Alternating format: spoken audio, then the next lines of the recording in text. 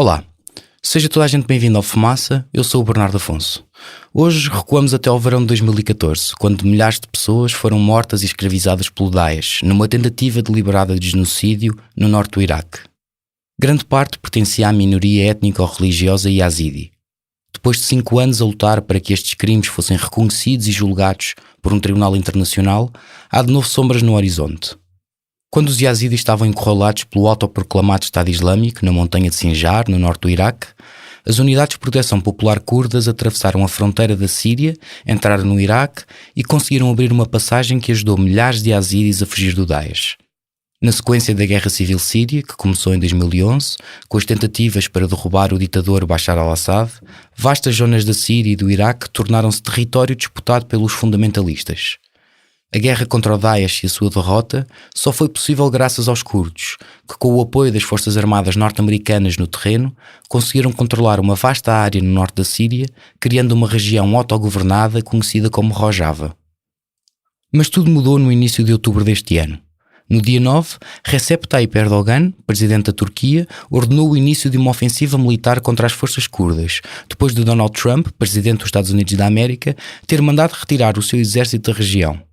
Erdogan pretende expulsar as milícias curdas, as Unidades de Proteção Popular, que alega serem terroristas ligados ao grupo armado curdo PKK, o Partido dos Trabalhadores do Kurdistão em português, que luta por autonomia na Turquia, e criar uma zona tampão com 400 km de largura e 32 km de profundidade na fronteira entre o sul da Turquia e o norte da Síria.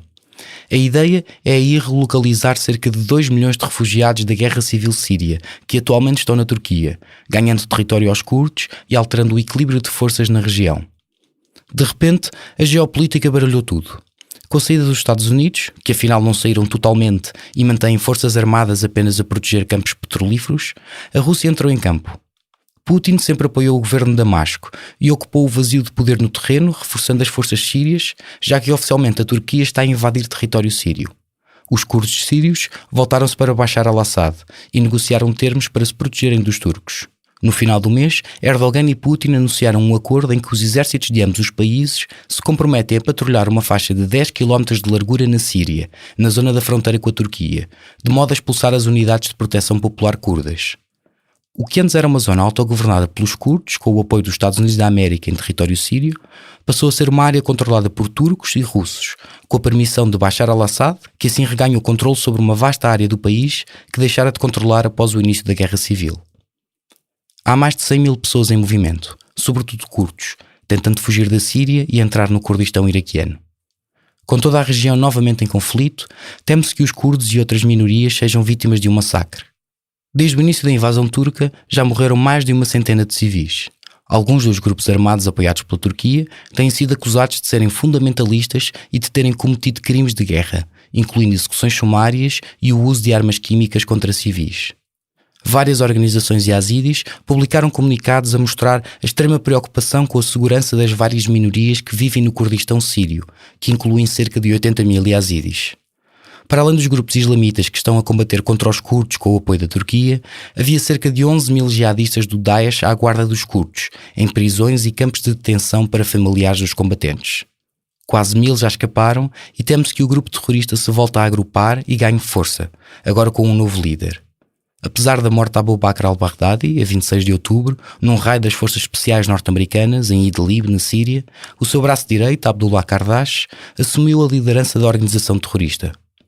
Mas quem são os Yazidis? O que lhes aconteceu? Porque continuam perseguidos? Quem os ajudou? É isso que a jornalista Marta Vidal, que vive e trabalha no Médio Oriente, nos vai contar. Esta é uma versão totalmente dobrada em português, para facilitar a compreensão do que é dito em árabe e em inglês. Fiquem com a reportagem Yazidis, o genocídio esquecido.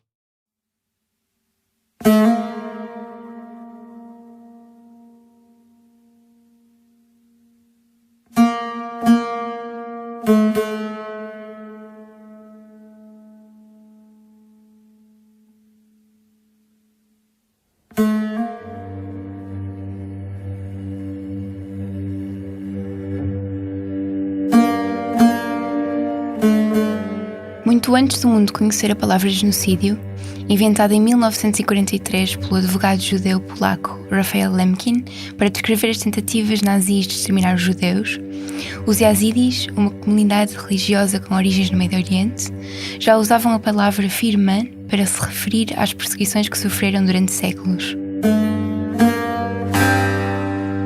Em agosto de 2014, o autoproclamado Estado Islâmico, também conhecido como Daesh, invadiu o distrito de Sinjar, ou Shengal, em curdo, no norte do Iraque, onde se concentrava a minoria religiosa Yazidi. Considerados infiéis e adoradores do diabo, cerca de 5.000 pessoas foram mortas. Mais de 6.000 mulheres e crianças foram raptadas. Vendidas como se fossem mercadoria, foram escravizadas e sistematicamente violadas e torturadas.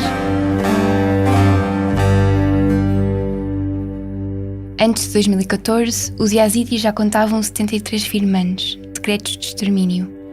A última tentativa de eliminar a comunidade Yazidi no Iraque foi reconhecida como genocídio pelas Nações Unidas, mas ainda não foi reconhecida formalmente em Portugal.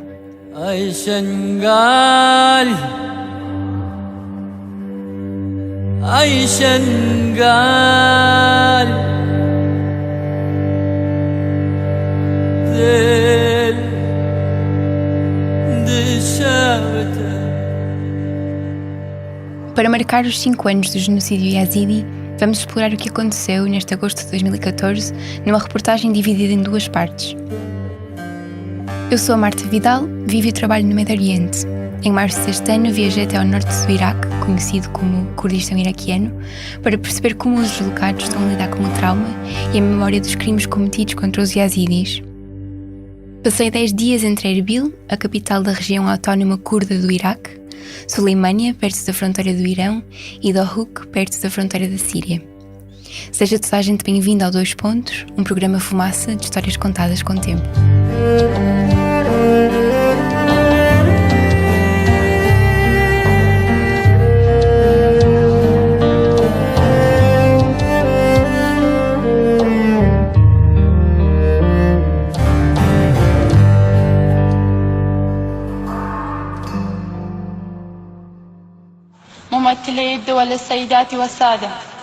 Senhoras e senhores, eu sou uma sobrevivente do genocídio Yazidi, agora uma refugiada.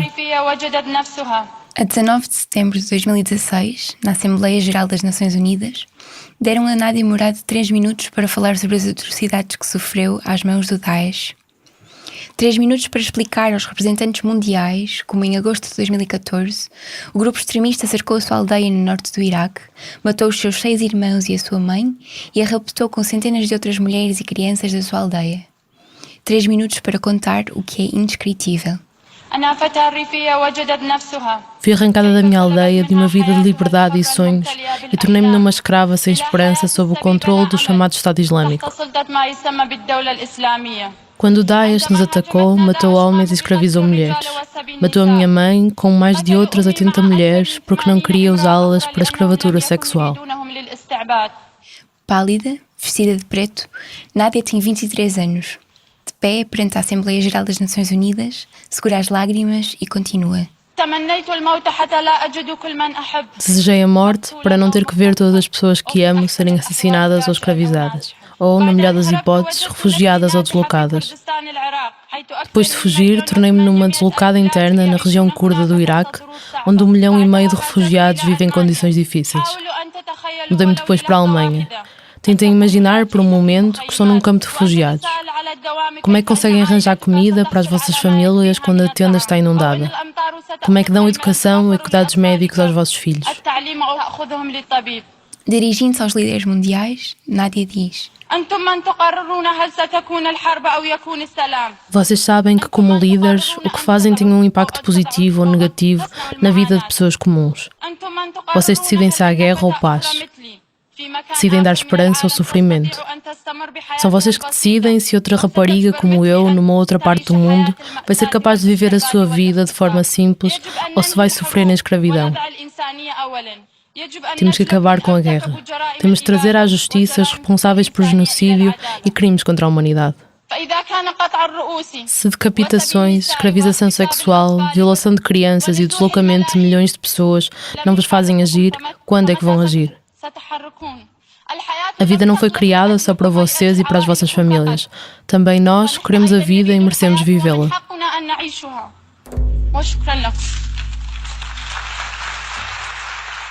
Desde o seu primeiro discurso nas Nações Unidas, em dezembro de 2015, quando foi convidada para falar sobre tráfico humano numa sessão do Conselho de Segurança sobre este tema, a voz de Nadia tornou-se conhecida por todo o mundo.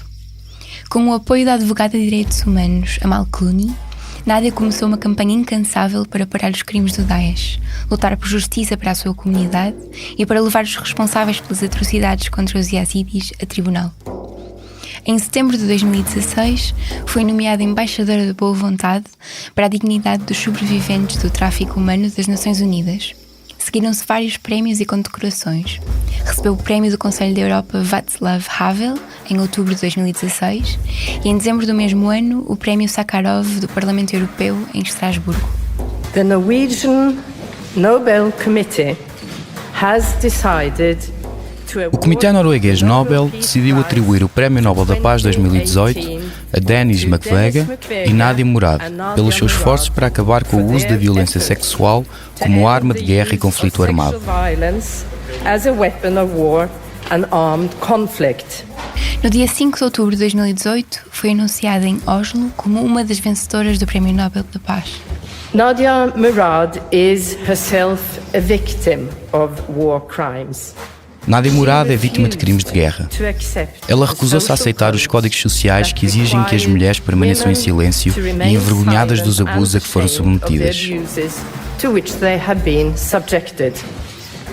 Mostrou uma coragem fora do comum ao relatar o seu próprio sofrimento e ao falar em nome de outras vítimas.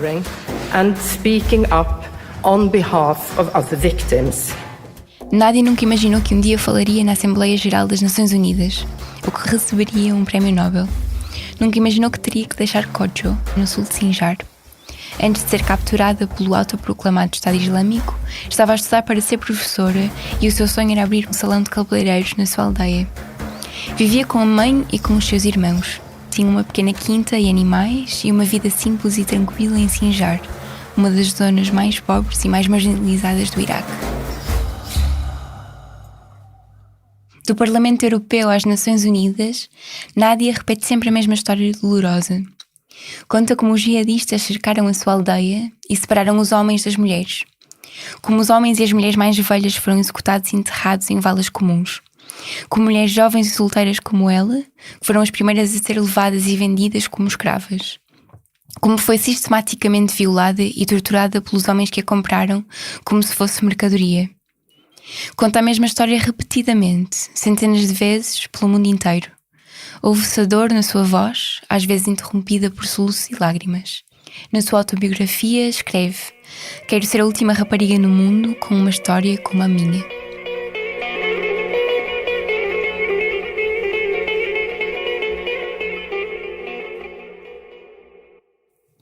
Antes de 2014, pouca gente sabia quem eram os yazidis, uma minoria religiosa com menos de 1 milhão de pessoas no mundo inteiro. A maioria a viver no norte do Iraque e alguns espalhados por países como a Síria, a Turquia e o Irão, para além de pequenas comunidades de imigrantes na Europa, Canadá e Estados Unidos. Antes desconhecida, a comunidade passou a ser falada por todo o mundo, precisamente no momento em que um grupo extremista tentava eliminá-la. Começou a perguntar-se: quem são os yazidis, o povo que o Estado Islâmico mais odeia? Têm sido perseguidos ao longo de milénios, vítimas do ódio tanto de muçulmanos como de cristãos. O yazidismo é uma religião monoteísta antiga, com muitos elementos em comum com outras religiões no Médio Oriente, como o zoroastrismo, a primeira religião monoteísta com origem na antiga Pérsia, mas também com elementos do cristianismo e do Islão. Apesar de serem monoteístas, os yazidis veneram 7 anjos. O principal é conhecido em curdo como Taussi Melek, o anjo pavão, que segundo os yazidis desceu dos céus e veio pintar o mundo com as cores das suas penas.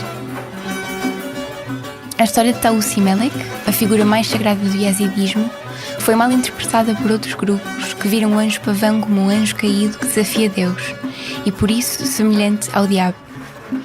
Por rezarem na direção do sol e venerarem Talusi Melek e seis outros anjos, foram considerados pagãos e adoradores do diabo. Mas os yazidis consideram-se monoteístas e para eles não existe nenhuma figura que encarne o mal, como Satanás, segundo o cristianismo, ou Shaitan, segundo o Islão. Dentro da comunidade yazidi, a história é transmitida de forma oral. Canções, poemas e histórias sobre quem são os yazidis, no que acreditam e de onde vieram, são transmitidas de geração em geração. Desde cedo que as mulheres aprendem canções de lamento. Os yazidis cantam pelas aldeias perdidas, pelos familiares que morreram, pelo sofrimento e a perseguição que a comunidade sofreu ao longo de séculos. A religião yazidi também é apenas oral, não há nenhum livro sagrado. Por isso, os ensinamentos religiosos são transmitidos pelos padres e às vezes variam dependendo de quem fala e da região de onde vem. Cerca de 400 mil yazidis viviam no distrito de Sinjar, na província de Ninawa, no norte do Iraque. Sinjar, também conhecida como Shingal na língua curda, era o principal centro da vida yazidi no Iraque e no mundo. Nas primeiras horas de terça-feira, combatentes do Daesh lançaram um dos ataques mais ousados a Mossul, no norte do Iraque. Cerca de 1.300 combatentes cercaram a cidade e em apenas algumas horas tomaram o controle de pelo menos 75% do território, de acordo com fontes locais. O exército iraquiano e as forças policiais também abandonaram as suas posições. Em poucas horas, uma fuga da prisão libertou 2.400 prisioneiros. Depois apoderaram-se do edifício governamental da província de Mossul, seguido de 2 estações de televisão e alguns bancos. Algumas horas depois, o primeiro-ministro Nouri al-Maliki dirigiu-se à nação pedindo uma sessão de emergência no Parlamento. Pedimos ao Parlamento para declarar estado de emergência no país. Também colocou o exército em alerta máximo e pediu a milícias tribais para protegerem os cidadãos e lutarem contra o Daesh. Também pediu à comunidade internacional para agir. Em junho de 2014, o Daesh lançou ataques no norte do Iraque e capturou Mossul, a capital da província de Ninawa e a segunda maior cidade do país, onde viviam vários grupos como os yazidis, mas também cristãos e outras minorias étnicas e religiosas.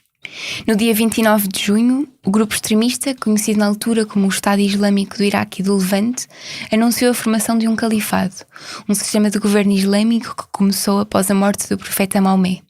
O líder do grupo, Abu Bakr al-Baghdadi, declarou ser descendente do profeta e exigiu ser reconhecido como califa, o governador de um novo Estado que passou a chamar-se apenas Estado Islâmico.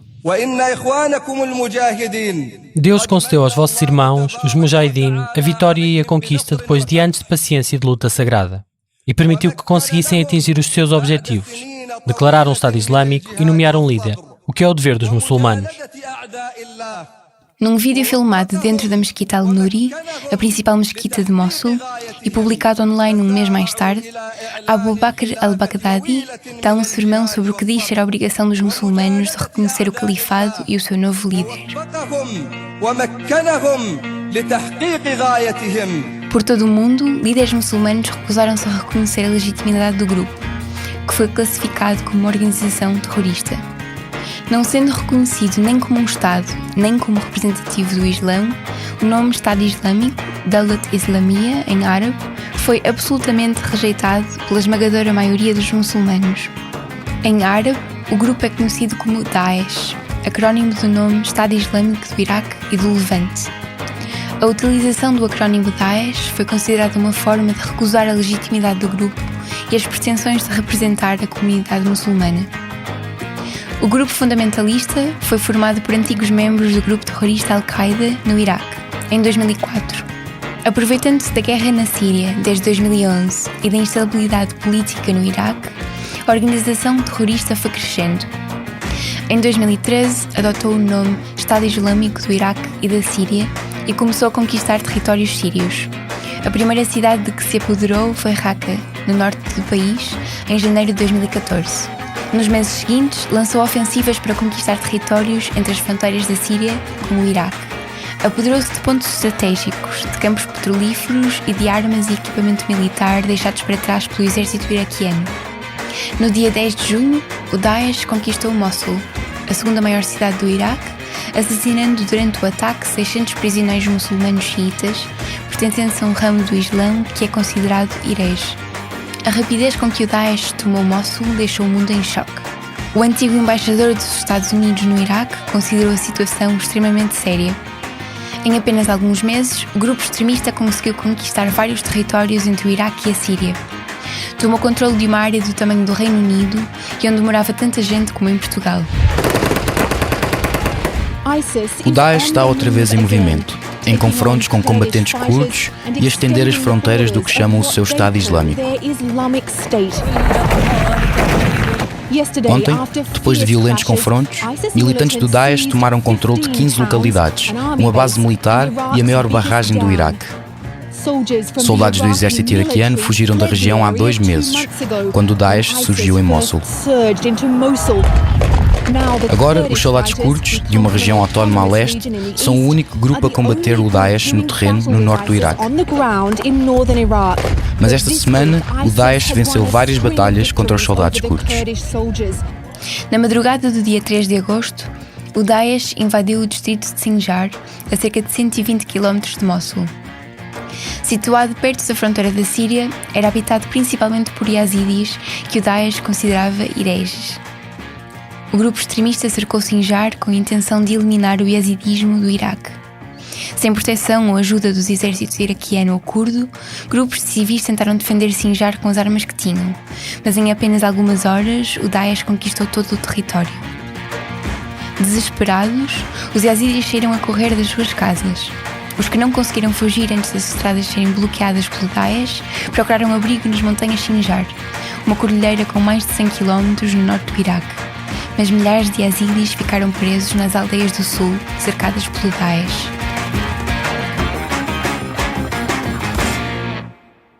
No dia 5 de agosto, a deputada Vienne Dahil, a única mulher yazidi no parlamento iraquiano, implorou por ajuda. Não estou aqui para fazer um discurso ao povo iraquiano. Estou aqui para transmitir a realidade amarga em que vivem neste momento os yazidis nas montanhas Sinjar. Com a voz trêmula e os olhos cheios de lágrimas, Vienne denuncia o massacre do seu povo. Senhor Presidente, até agora 500 rapazes e homens yazidis foram massacrados. O Presidente do Parlamento interrompe. Senhora Deputada, por favor, mantenha-se apenas pelo comunicado que ficou combinado. Senhor Presidente, as nossas mulheres estão a ser capturadas e vendidas em mercados de escravos. Por favor, irmãos. O Presidente volta a interromper. Ouvem-se vozes exaltadas e a maioria dos deputados está de pé no Parlamento em solidariedade com Vienne. Uma campanha genocida está a decorrer agora contra os yazidis. Sim, Senhor Presidente, estou a cumprir o comunicado. O meu povo está a ser massacrado. O meu povo está a ser massacrado como massacraram todos os iraquianos. Hoje os yazidis estão a ser massacrados. Irmãos, apesar de todas as nossas diferenças políticas, queremos solidariedade humana. Fala em nome da humanidade. Salvem-nos. Salvem-nos. Nas últimas 48 horas, 30 mil famílias são cercadas no monte Sinjar, sem água e sem comida. Estão a morrer. 70 crianças já morreram à sede até agora, 50 idosos morreram por causa das condições que se deterioram.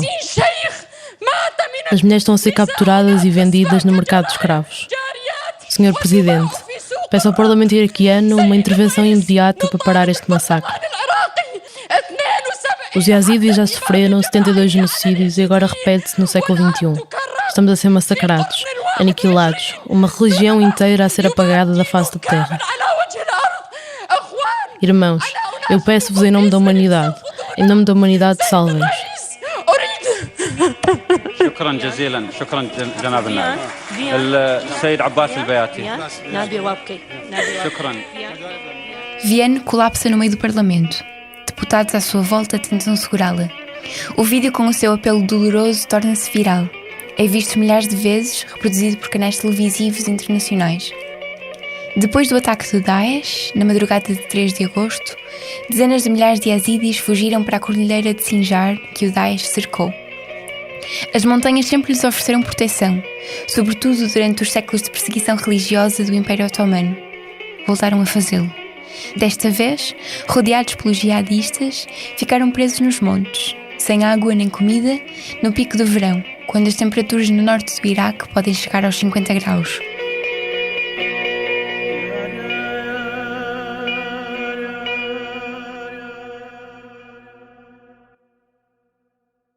Do outro lado do mundo, em Lincoln, Nebraska, no interior dos Estados Unidos, Hadi Pir tentava desesperadamente contactar os seus familiares e amigos em Har Nasur, uma aldeia yazidi em Sinjar, a menos de 15 km da fronteira com a Síria. Nascido em Sinjar, Hadi foi intérprete para o exército americano durante 7 anos. Como recompensa, recebeu um visto para os Estados Unidos e em 2012 mudou-se para o estado de Nebraska com a sua mulher e a sua filha. No dia 3 de agosto de 2014, Hadi reuniu-se com os seus vizinhos para partilharem as informações que tinham sobre familiares e amigos. Os que conseguiram fugir, os que estavam presos nas montanhas, os que ficaram cercados pelo Daesh nas aldeias do sul do distrito de Sinjar e os que ninguém tinha ainda conseguido contactar. Com os outros yazidis que tinham trabalhado para o exército americano e emigrado para os Estados Unidos, Hadi decidiu que não podia ficar parado. A cidade de Lincoln tem uma das maiores comunidades yazidis dos Estados Unidos. São cerca de 1000. Primeiro, organizou uma concentração pedindo ajuda para quem estava em Sinjar. Com a falta de reações internacionais, decidiu alugar uma carrinha de 15 lugares e ir até Washington com os seus amigos para pressionar as autoridades americanas a agir. Hadi falou comigo no dia 3 de junho de Lincoln, Nebraska, onde continua a viver. Eu tinha muitos amigos lá, familiares da minha mulher, dos meus tios. Toda a gente estava lá. Para ser honesto, já disse isto aos medianos, eu achava que toda a gente que estava na montanha ia morrer. Eu sabia como o governo iraquiano funcionava, como o governo curdo funcionava. Sabia que o exército iraquiano estava desarmado, que começava a abandonar o terreno e a deixar o exército, e que o Estado Islâmico estava a apoderar-se de bases militares, que os Peshmerga tinham abandonado os yazidis, e que os Estados Unidos, durante a presidência de Obama, tinham decidido sair do Iraque, trazer as tropas para casa. As Nações Unidas provavam, mais uma vez, que não conseguem proteger civis, como aconteceu no Ruanda, no Sudão e em muitos outros países. Eu esperava que toda a gente ia morrer e que ninguém ia intervir. Mas nós tínhamos que fazer alguma coisa. Não podíamos ficar parados. E então a sua primeira ação foi tentar mobilizar a comunidade? Sabíamos que não podíamos ficar sentados em casa sem fazer nada, mas as coisas ainda não eram claras. Toda a gente estava chocada. A comunidade inteira estava em choque. Organizámos uma concentração em Lincoln, mas não foi bem sucedido. Por isso decidimos ir para Washington, D.C. But it was very unsuccessful, you can say. And then we decided that we will go to Washington, D.C. No dia 4 de agosto, Hadi escreveu no Facebook: "Estamos a planear ir a Washington." Reservou uma carrinha de 15 lugares. Algumas horas depois, mais de 50 yazidis queriam juntar-se a ele. Reservou mais 4 carrinhas e na manhã do dia 5 agarrou no volante, liderando a caravana rumo à capital. Escreveu Casa Branca no Google Maps e deixou que o GPS do seu telemóvel o guiasse. Na viagem de quase 2000 km, Hadi e os seus amigos começaram a pensar num plano. Se conseguissem uma reunião com oficiais americanos, o que é que lhes iam dizer? Como é que os podiam convencer a intervir quando o presidente Obama tinha sido eleito com a promessa de que as tropas americanas iam sair do Iraque? Que propostas podiam fazer para tentar salvar quem estava preso nas montanhas? Encontraram-se com mais de 100 outros yazidis que viajaram de outros estados americanos e do Canadá. Um grupo com contactos no Congresso americano conseguiu marcar uma reunião com o Gabinete de Democracia, Direitos Humanos e Trabalho do Departamento de Estado, no dia 7 de agosto. Falaram sobre os familiares que já tinham sido assassinados pelo Daesh, das mulheres e crianças raptadas, da destruição de lugares sagrados e aldeias e das terríveis condições nas montanhas. Hadi explicou a situação no terreno e várias hipóteses de como o exército americano podia intervir. Com ataques aéreos ou alvos do Daesh, com o lançamento de ajuda humanitária ou através do armamento e apoio militar a grupos no terreno, como os curdos, para que pudessem abrir um corredor humanitário e salvar os cerca de 40.000 yazidis presos nas montanhas. Lembro-me que na reunião perguntei se podia usar o quadro e comecei a desenhar o mapa, a desenhar uma montanha. Isto é Sinjar, isto é a Síria. E começámos a apresentar o nosso plano, o que achávamos que podia ser feito. this is how it can be done. E qual foi a resposta que teve? They were not a direct response whether we Não can recebemos do uma this resposta or we imediata. cannot, or this Não is a disseram good se era plan, possível ou or this is a não, bad ou se era um bom ou They mau just plano. start writing down Começaram a what escrever o que we dissemos. said, and there Foi uma was conversa other muito emocional. Uma das emotional raparigas que estava conversation, connosco and começou a one of the chorar. girls Foi mesmo was- muito she- emocional. she broke down, Mas acho que nos levaram a sério. and Sabiam it que was- podiam it fazer was very alguma coisa. emotional. E mais tarde nesse But dia o they presidente took it Obama declarou que iam seriously, I intervir believe, e salvar and- aquelas pessoas. and they knew that they could do something, and then later that day President Obama declared that they will intervene and try to save those people. No dia 7 de agosto, o presidente Barack Obama anunciou uma intervenção militar para travar o Daesh no norte do Iraque. Good evening. Boa tarde. Today I authorize Hoje autorizo duas operações no Iraque.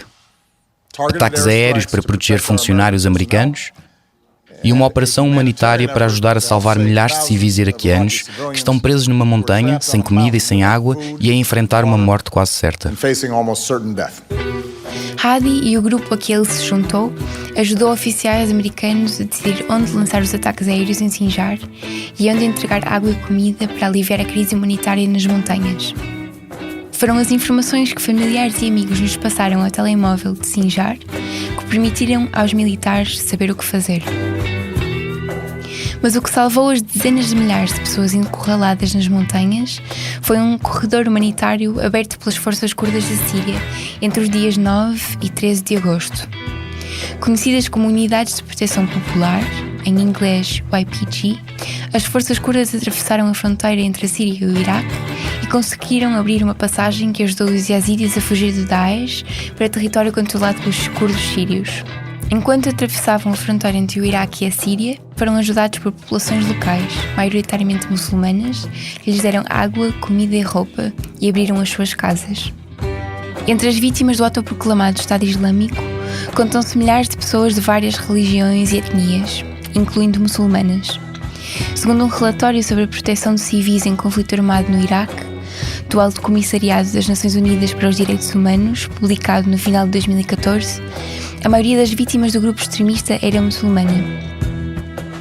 Na operação de resgate, as unidades femininas de proteção curdas, unidades armadas compostas apenas por mulheres, tiveram um papel fundamental, ajudando a reter ataques do grupo terrorista. A sua ação inspirou várias mulheres yazidis, civis, a juntarem-se a grupos armados para lutar contra o Daesh e para se vingarem dos abusos que sofreram e da morte dos seus familiares. Quando anunciou a intervenção militar para travar o Daesh, no dia 7 de agosto, Obama disse que os crimes cometidos em Sinjar podiam constituir um genocídio. These terrorists have been especially barbaric towards religious minorities. Estes terroristas foram especialmente bárbaros contra as minorias religiosas, incluindo cristãos e yazidis, uma religião pequena e antiga. Um número incontável de iraquianos ficaram deslocados e relatos terríveis descrevem como os militantes do Daesh estão a juntar famílias, a realizar execuções em massa e a escravizar as mulheres yazidis. Nos últimos dias, mulheres, homens e crianças yazidis da região de Sinjar fugiram para salvar as próprias vidas e milhares, talvez dezenas de milhares, estão escondidos na montanha com pouco mais do que as roupas que têm vestidas. Sem comida e sem água, as pessoas estão esfomeadas, as crianças estão a morrer de sede. Entretanto, as forças do Daesh querem a destruição sistemática do povo yazidi inteiro. Isto pode constituir um genocídio. Segundo a Convenção para a Prevenção e Repressão do Crime de Genocídio, aprovada em 1948 pela Assembleia Geral da ONU depois do Holocausto, considera-se genocídio, cito, qualquer dos seguintes atos cometidos com a intenção de destruir, no todo ou em parte, um grupo nacional, étnico, racial ou religioso. A. Assassinato de membros do grupo. B. Atentado grave à integridade física e mental de membros do grupo. C. Submissão deliberada do grupo a condições de existência que acarretarão a sua destruição física, total ou parcial. D. Medidas destinadas a impedir os nascimentos no seio do grupo. E. Transferência forçada das crianças do grupo para outro grupo. Os relatos de sobreviventes, como Nadia Murad, mostraram que todos os atos mencionados nas linhas da Convenção foram cometidos pelo Daesh contra o povo yazidi.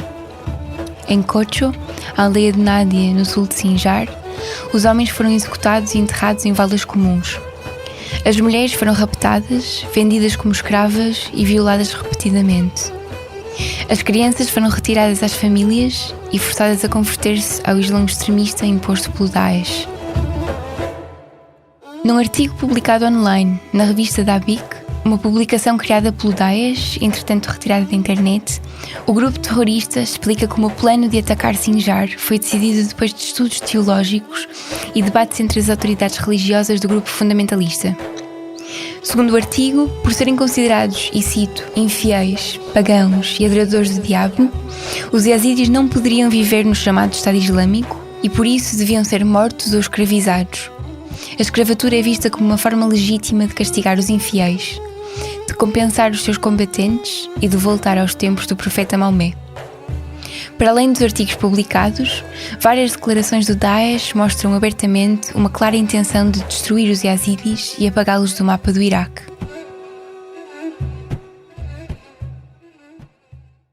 De Lincoln, Hadi Pir explica porque é que os yazidis se tornaram um alvo. There are radical interpretations of Islam, and one of them is the Salafi. Há interpretações radicais do Islão e uma delas é a Salafi. E basicamente o que eles dizem é que temos de voltar ao quarto califa depois de Maomé e voltar a esse tempo, agir exatamente como se agia nessa altura. A Al-Qaeda segue essa ideologia, mas há outros grupos. De acordo com essa interpretação do Islão, os não-muçulmanos são divididos em dois grupos. Um grupo com os chamados povos do livro, que são os cristãos e os judeus, e os infiéis. Os povos do livro podem ficar em terras islâmicas, mas têm que pagar um imposto chamado jizya aos líderes muçulmanos, a aceitar ser subjugados. Mas entre os infiéis que não são nem cristãos nem judeus, os homens têm que ser assassinados e as mulheres escravizadas. E foi isso que fizeram quando chegaram às zonas onde viviam os yazidis. Nós sabíamos exatamente o que ia acontecer. Dissemos a toda a gente o que ia acontecer quando atacassem os yazidis. Segundo essa interpretação, nós somos infiéis. Com os homens e rapazes com mais de 14 anos, o Daesh olhava para as axilas e se tivessem pelos debaixo dos braços eram assassinados. As mulheres e crianças foram escravizadas. As crianças foram levadas para escolas islâmicas para se tornarem muçulmanas e as mulheres para se tornarem escravas sexuais para o resto da vida, a não ser que o seu proprietário assinasse um papel a dizer que as libertava. Foi isso que aconteceu em Kocho, a aldeia da sobrevivente e Nobel Nadia Murad, que ouvimos no início do episódio. Quando o Daesh atacou Sinjar, cercou duas povoações no sul do distrito, Hatamia e Kocho. Bloqueou as estradas e matou qualquer pessoa que tentasse fugir. A norte, a maioria conseguiu escapar. Os ativistas sabiam que sem uma intervenção militar, as aldeias do sul iam ser massacradas. Em Washington, tentaram pressionar os Estados Unidos para proteger Kocho e salvar os cerca de 1.700 habitantes da aldeia cercada pelo Daesh. Mas a dificuldade em distinguir no terreno civis de combatentes fez com que os oficiais americanos se recusassem a agir por considerarem a intervenção demasiado arriscada. Depois de um cerco de vários dias, frustrados por não terem conseguido atacar os que tinham fugido para as montanhas, os militantes do Daesh juntaram todos os habitantes de Kocho, separaram os homens das mulheres e confiscaram telemóveis, dinheiro e ouro. Assim, nos Estados Unidos, Hadi perdeu contacto com toda a gente que estava em Kocho. Mais tarde soube-se o que aconteceu. Os homens foram executados e enterrados em valas comuns e as mulheres foram levadas para a vila mais próxima, onde as mais novas foram separadas das mais velhas. O massacre e a escravização foram planeados ao pormenor pelo Daesh, que preparou antecipadamente os lugares onde os homens foram executados em massa e onde as mulheres foram encarceradas e vendidas como mercadoria. من أجل ذلك كتبنا على بني إسرائيل أنه من قتل نفسا بغير نفس أو فساد في الأرض فكأنما قتل الناس جميعا ومن أحياها فكأنما. O que acabamos de ouvir são versos do Corão, cantados por Mishari al-Afasi, famoso entre os muçulmanos pela forma como recita o livro sagrado. Dizem que matar um ser humano é como matar a humanidade inteira, e que salvar uma vida é como salvar todas as vidas. Segundo a norma do Islão, o uso da força só é considerado legítimo em autodefesa, e todas as vidas humanas têm o direito de ser protegidas. Mas o Daesh não reconheceu os yazidis como humanos. As suas vidas não foram vistas como vidas que pudessem ser salvas. Esta interpretação do Islão é vista como uma aberração pela esmagadora maioria dos muçulmanos.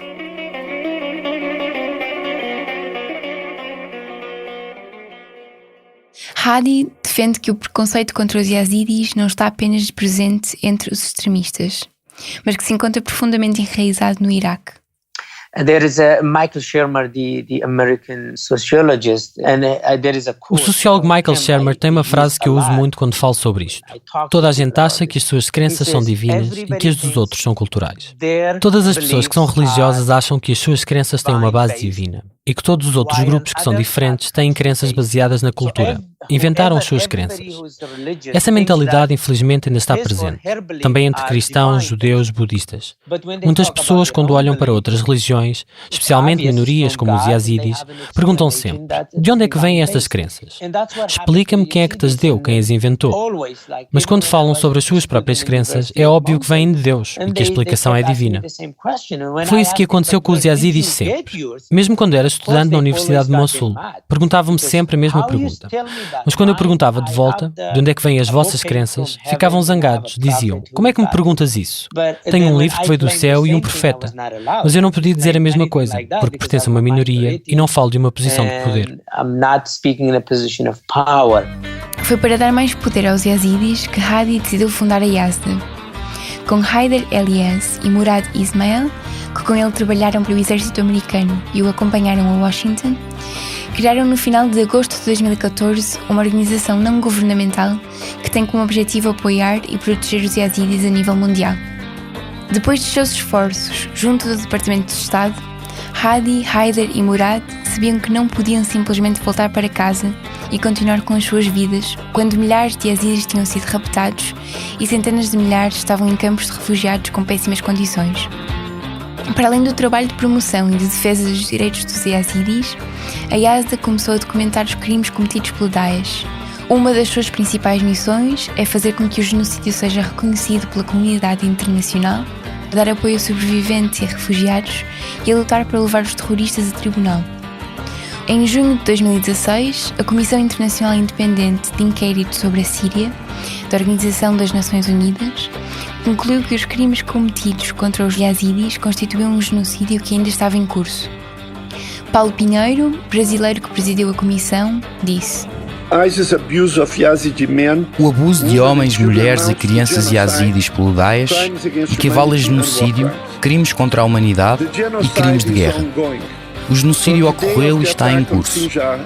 Desde o dia do ataque a Sinjar até hoje, o Daesh procurou eliminar os yazidis através de assassinatos, escravatura sexual, tortura, tratamento degradante e transferências forçadas, provocando sérios danos físicos e mentais. No relatório, a Comissão exigiu que as provas que tinha reunido de que um genocídio estava a ser cometido fossem remetidas para o Tribunal Penal Internacional para abrir um processo contra o Daesh. No final de 2016, alguns meses depois do relatório ter sido publicado, Teresa Violent, advogada especialista em direitos humanos e diretora das conferências do Estoril, conheceu em Nova Iorque Karen Abu Zaid, uma das delegadas da Comissão Independente, que revelou a gravidade dos crimes cometidos contra os yazidis e a urgência de uma resposta internacional. A partir daí, as conferências do Estoril dedicaram-se a promover a causa yazidi e tornaram-se representantes da organização Yazda em Portugal. Falamos com Teresa Violent em Lisboa. Na altura convidámos a Karen para vir à nossa edição de 2017, ela veio, eu estive presente num dos painéis e convidámos também uma representante da comunidade yazidi, a Farida Khalaf, que esteve connosco em 2017 e que nos deu um testemunho absolutamente impressionante das atrocidades que ela própria viveu às mãos do Estado Islâmico. Farida Khalaf tinha 19 anos quando o Daesh atacou a sua aldeia, Kocho. Foi raptada, vendida como escrava sexual, violada e torturada. Tentou suicidar-se várias vezes. Depois de vários meses sequestrada, conseguiu fugir. Em 2016, escreveu um livro autobiográfico, publicado em Portugal pelas edições ASA, com o título A Rapariga que Derrotou o Estado Islâmico. Quero que imaginem isto, que uma das milhares de raparigas yazidis que ainda estão presas pelo Daesh é a vossa mulher, ou a vossa mãe, ou a vossa filha, que estão a ser usadas para a escravatura sexual. O que é que fariam nesta situação para as ajudar?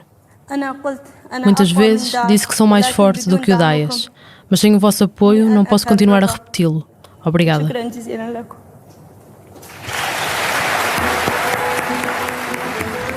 Farida regressou a Portugal em abril de 2018.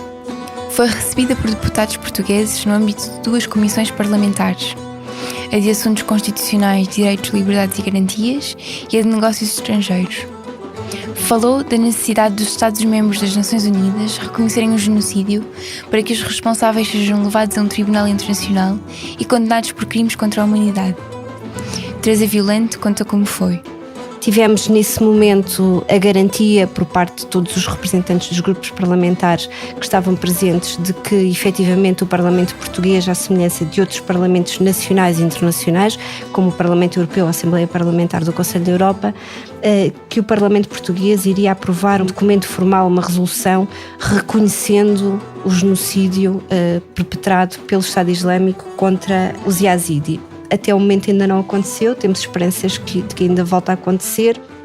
No dia 27 de janeiro de 2016, a Assembleia Parlamentar do Conselho da Europa adotou uma resolução que reconheceu que o Daesh, cito, perpetrou atos de genocídio e outros graves crimes puníveis segundo a lei internacional e que, cito, os Estados-membros devem agir na presunção de que o Daesh comete genocídio e devem estar conscientes de que isto implica ação de acordo com a Convenção para a Prevenção e Repressão de Crimes de Genocídio das Nações Unidas de 1948.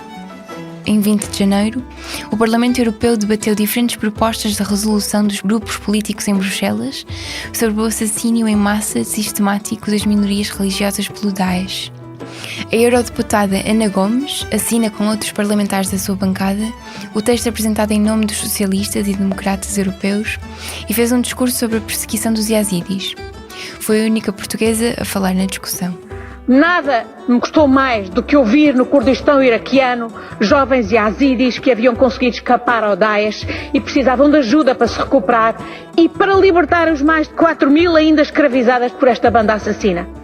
É incompreensível que a União Europeia ainda não tenha tomado a iniciativa de pedir ao Conselho de Segurança da ONU que refira o genocídio dos Azizi e outros crimes contra a humanidade do Daesh ao Tribunal Penal Internacional, como pede o governo do Kurdistão iraquiano. A resolução conjunta foi aprovada a 4 de fevereiro a reconhecer a existência do genocídio yazidi e a pedir que os responsáveis sejam, cito, julgados e acusados por violações do direito internacional, nomeadamente crimes de guerra, crimes contra a humanidade e genocídio. Ainda assim, Teresa Violante lamenta que, apesar das resoluções das instituições europeias e da audição conferida no Parlamento Nacional, o genocídio yazidi ainda não tenha sido reconhecido em Portugal. Nós tínhamos grandes esperanças de que pudesse acontecer e num curto espaço de tempo, logo a seguir à audição conjunta, até porque foi esse o compromisso que foi expressamente assumido por todos os deputados, de modo muito claro, muito expresso, muito explícito, muito veemente, perante a Farida. E nós ficámos descansados quanto ao sucesso da iniciativa. Os meses foram decorrendo, nós fomos tentando obter informações, formalmente tivemos indicação de que o assunto estava a decorrer os seus trâmites normais e nada aconteceu. Mas porquê que, apesar do apoio dos grupos parlamentares presentes nesta audição, o genocídio yazidi ainda não foi formalmente reconhecido pelo Estado português? Falei com Maria Manuel Rola, do Bloco de Esquerda, a única deputada presente na audição que respondeu em tempo útil aos pedidos de entrevista que foram feitos este verão. Nós, de facto, não incitamos conversações com os outros grupos parlamentares e tal não foi feito também da parte dos restantes grupos parlamentares para a possibilidade de construção de um texto comum que levasse a esse reconhecimento por parte da Assembleia da República. Temos receio que o próprio texto da iniciativa possa não ser consensual pelo entendimento de como é que deve ser feito esse reconhecimento. Teresa Violante pensa que há outras razões para esta demora. Portanto, a primeira explicação, inércia. Portanto, o tema ficou perdido na burocracia do Parlamento, não era uma questão politicamente prioritária e, portanto, ficou na gaveta, sem que possamos fazer qualquer juízo valorativo sobre esse veto de gaveta, por assim dizer, entre aspas. Essa é a primeira explicação. A segunda explicação é que os deputados tenham entendido que naquela condenação genérica que fizeram do genocídio de cristãos e outras minorias religiosas em 2016, que aí já tivessem dado cumprimento ao dever de reconhecerem formalmente o genocídio dos Yazidi. Não acho que esta justificação seja plausível. Primeiro, porque os próprios deputados na audição conjunta reconheceram que tinham esse dever de fazer aprovar a resolução e de que lhe iriam dar cumprimento, e em segundo lugar, porque esse dever resulta da tal resolução da Assembleia Parlamentar do Conselho da Europa, que é do final de 2016 e, portanto, é anterior a essa resolução da Assembleia da República que fala do genocídio dos cristãos e de outras minorias religiosas e até faz referência também ao genocídio dessas minorias religiosas em África, para além do Médio Oriente.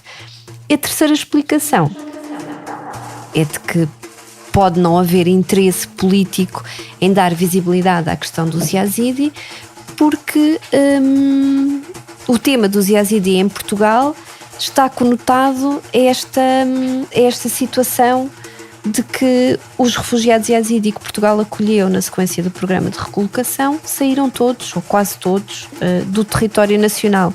A resolução aprovada em 2016 pela Assembleia da República reconhece o assassínio em massa de cristãos e outras minorias religiosas no Médio Oriente e em África, mas ignora as particularidades da perseguição sistemática da comunidade Yazidi e do genocídio cometido pelo Daesh. Mesmo que tivesse apenas uma importância simbólica, já isso seria razão suficiente para que Portugal o fizesse, porque aquilo que tem acontecido com os Yazidi no pós-genocídio é um processo de desumanização.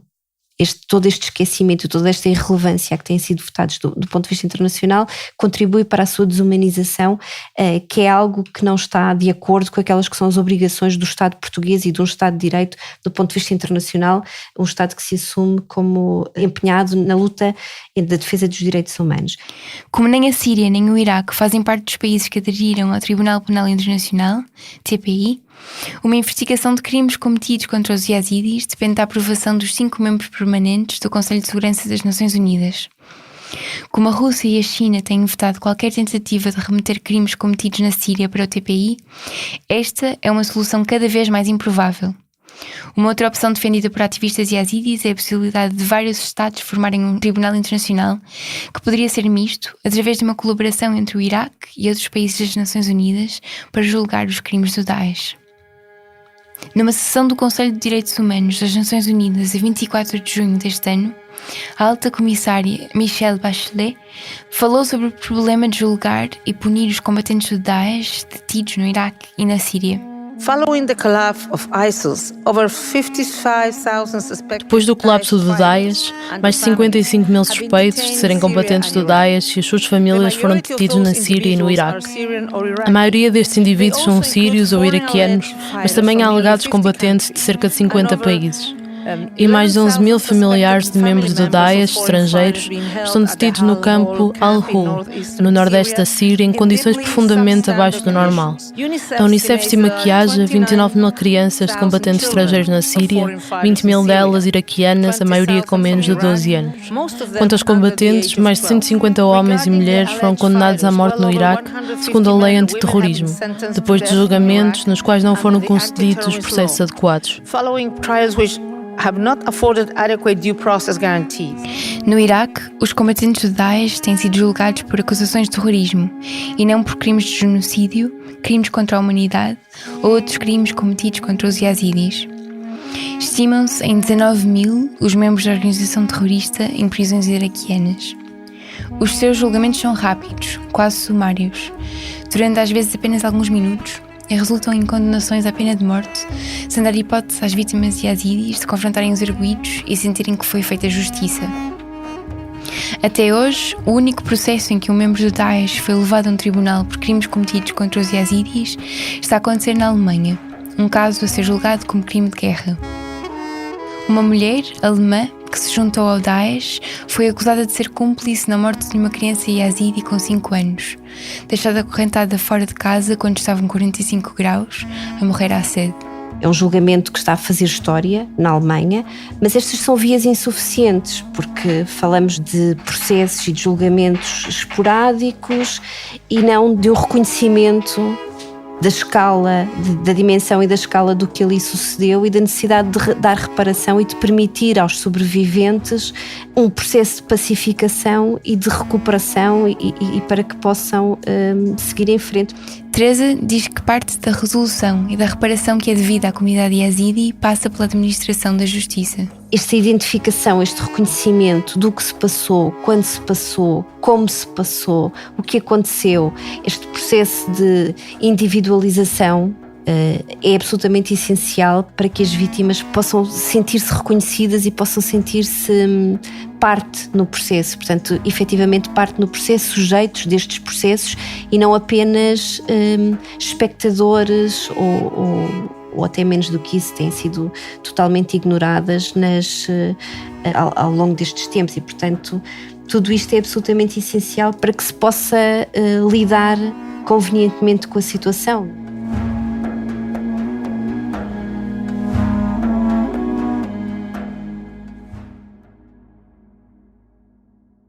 Na sala oval da Casa Branca, no dia 17 de julho deste ano, numa sessão com vários sobreviventes de perseguição religiosa, Nadia Murad, a sobrevivente yazidi e prémio Nobel, pede ao presidente Donald Trump para fazer alguma coisa em relação às centenas de milhares de yazidis que ainda vivem como refugiados, sem poder voltar para Sinjar e sem ainda ter visto nenhum combatente do Daesh em tribunal.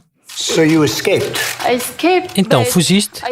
Fugi, mas ainda não estou livre porque ainda não vi nenhum membro do Daesh em tribunal. Não sabemos se mataram toda a gente, se estão na prisão. Mas sabemos que há 3.000 mulheres e crianças, incluindo a minha sobrinha, o meu sobrinho, a minha cunhada, ainda desaparecidos. Há 3 anos, ela ligou-nos e disse: eu estou na Síria, mas desde então não sabemos mais nada. 3 years ago she called us, she said I'm in Syria and now we didn't know anything about it. Let me look. We're gonna look. Okay. 5 anos depois do começo do genocídio, 3.000 mulheres e crianças raptadas em 2014 ainda estão desaparecidas. Milhares de corpos foram enterrados em dezenas de valas comuns em Sinjar. Este ano, os restos mortais de vítimas do Daesh começaram a ser exumados por equipas da Organização das Nações Unidas. O processo de análise dos corpos permitirá identificar as vítimas, mas os especialistas forenses dizem que tem sido mais difícil porque os yazidis ainda estão deslocados e dispersos pelo Iraque e vários outros países, e por isso não é fácil reunir as amostras de ADN necessárias. A maioria da comunidade yazidi continua deslocada, com centenas de milhares a viverem em campos de refugiados, à espera de familiares que desapareceram, à espera de poder viver num lugar seguro, à espera da justiça pelos crimes de que foram vítimas. A derrota do Daesh pode ter sido anunciada, mas para a comunidade yazidi o sofrimento continua.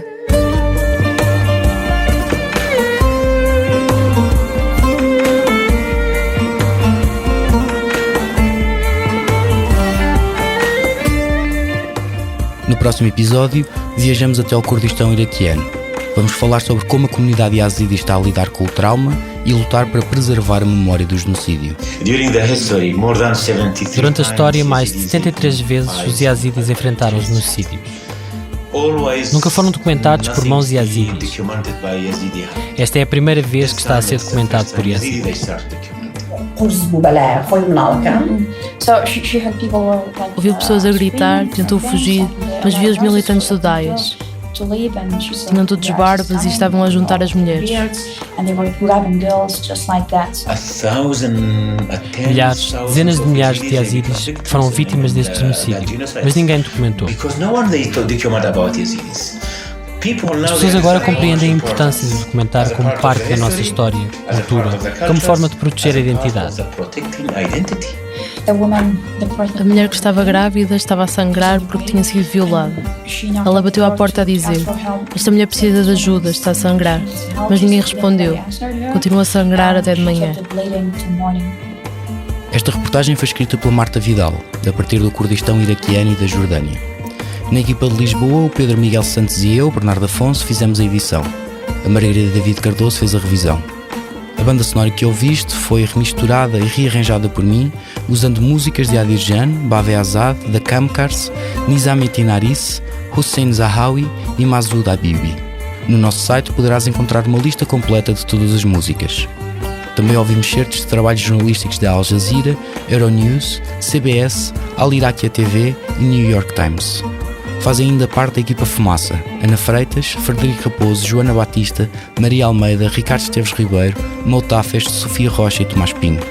Queremos fazer do Fumaça o primeiro projeto de jornalismo português totalmente financiado por quem nos ouve, vê e lê. Se queres fazer parte da nossa comunidade, vai a fumaca.pt/contribuir. Até já!